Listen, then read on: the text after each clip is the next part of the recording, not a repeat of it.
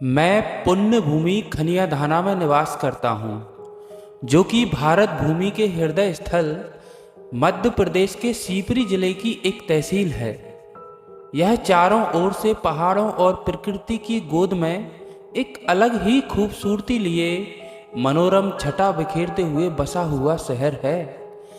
खनियाधाना अंग्रेजों के ज़माने में भी एक स्वतंत्र रियासतों में से एक और जूदेव वंशजों की रियासत और जन्मभूमि रही है, जहां इस परिवार में स्वर्गीय श्री खलक सिंह जूदेव नामक एक प्रतापी राजा रहे हैं, जिनके शासनकाल में यहाँ स्वतंत्रता सेनानी चंद्रशेखर आज़ाद जी रहे, जिसके कारण इसे आज़ाद की कर्म भूमि भी कहा जाता है।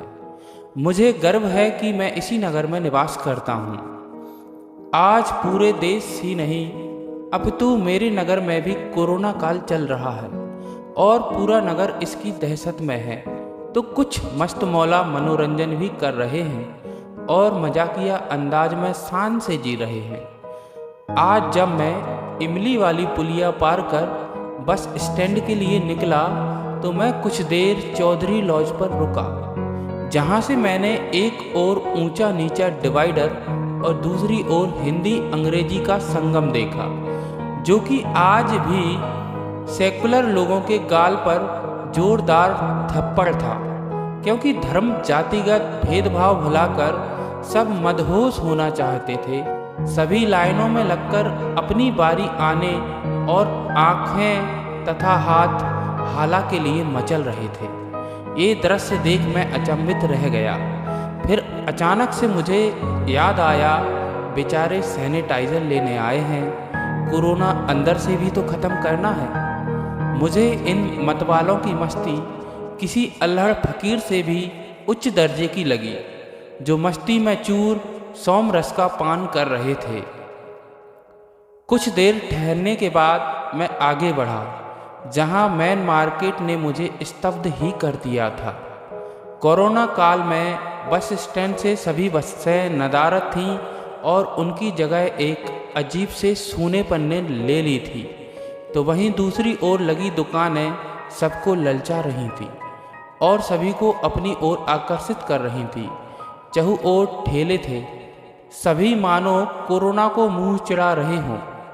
चारों ओर हंसी ठिठोली का आलम था, ना मुंह पे मास्क, ना कोई सैनिटाइज़र, ना कोई कोरोना से खौफ। मुझे देखकर मन में मलाल हुआ कि कहीं कोरोना ख़त्म तो नहीं हो गया या दवा बना ली गई हो, जो मेरे शहर की आवाम इतने शिद्दत से चेहरे पे मुस्कान लिए मुझे चीरते हुए चारों ओर से निकल रही है।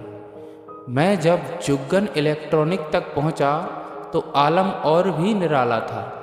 शायद मौसम शादी का चल रहा है, ये मुझे देख युवक युवतियाँ शॉपिंग में मशगूल थे।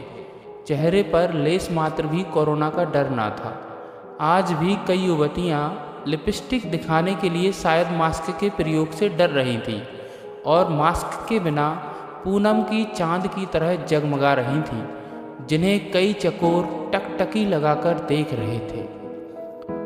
शायद मास्क अभी इनके जीवन का हिस्सा ना बना हो या इनके परिवेश में रहने से गुरेज करता हो, जिसके चलते इन्हें उसे घर छोड़कर आना पड़ा। आगे चलते हुए मैं पुरानी नगर पालिका चौराहे की ओर चल दिया, जहां पांडे मेडिकल के पास खेले जा रहे चौपर ने मुझे महाभारत और दुर्योधन की याद दिला दी।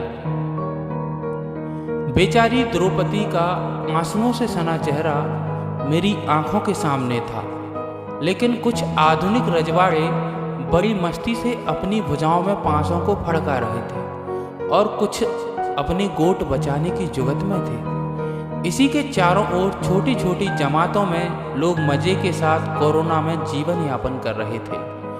मैं लौटकर जैन प्रेस वाली तंग गली में आ गया, जो मेरे नगर की सबसे व्यस्ततम गलियों में से एक है, जहां हमेशा ट्रैफिक जाम लगा रहता है। आज वीरान सी लग रही थी, जहां मेरे कुछ मित्रों से मिलना हुआ। 3 माह के बिछड़े मित्रों से मिलकर यह एहसास हुआ जैसे मानो जय और बीरू मिल रहे हों। अभिवादन कर रहे थे, कुछ देर वार्तालाप के बाद मैं घर को चल दिया।